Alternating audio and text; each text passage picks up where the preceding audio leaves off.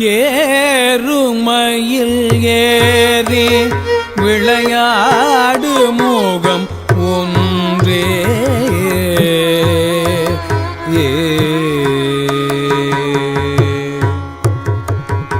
ஏறுமயில் ஏறி விளையாடு முகம் ஒன்றே ஈசருடன் ஞான மொழி பேசு முகம் ஒன்றே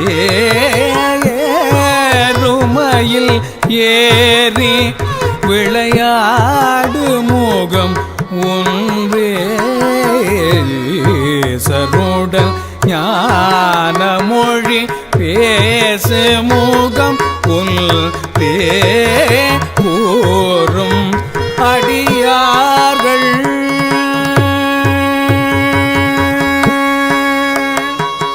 கூறும் அடியார்கள் வினை தீர்க்கு முகம் ஒன்றே கூறும் அடியார்கள் வினை தீர்க்கு முகம் ஒன்றே குல்குருவ வேல் வாங்கி நின்ற முகம் ஒன்றே குல்குருவ வேல் வாங்கி நின்ற முகம் ஒன்றே மாறுபடு சூரரை வதைத்த முகம் ஒன்றே வள்ளியை மனம் புணர வல்த முகம் ஒன்றே மாறுபடு சூரரை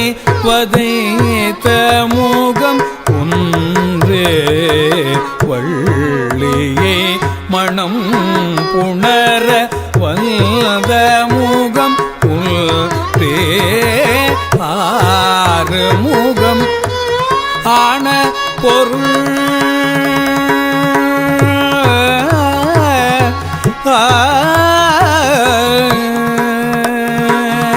ஆறு முகம் ஆன பொருள் நீயருள வேண்டும் ஆறு முகம் ஆன பொருள் நீயருள வேண்டும் ஆதி அருணாச்சலம் அமர்ந்த பெருமாளே ஆறு முகம் ஆன பொருள் நீயருள வேண்டும் ஆதி அருணாச்சலம் அமர்ந்த பெருமாளே ஏ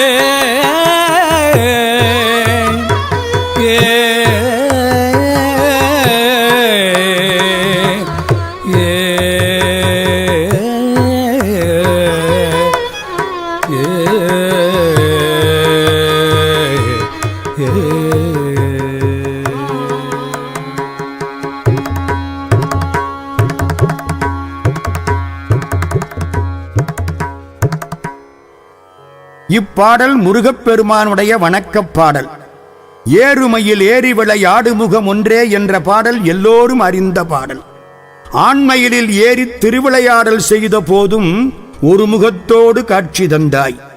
சிவபெருமானுக்கு உபதேச மொழி போதித்த போதும் ஒரு முகமே காட்டினாய்.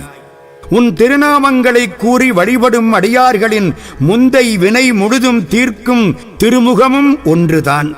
கிரவுஞ்சமலையை ஊடுருவிச் செல்லுமாறு வேல்விட்ட திருமுகமும் ஒன்றுதான். பகை கொண்ட சூரன் முதலியவர்களை கொல்வித்த திருமுகமும் ஒன்றுதான். வள்ளியை திருமணம் புரிய வந்த திருமுகமும் ஒன்றுதான்.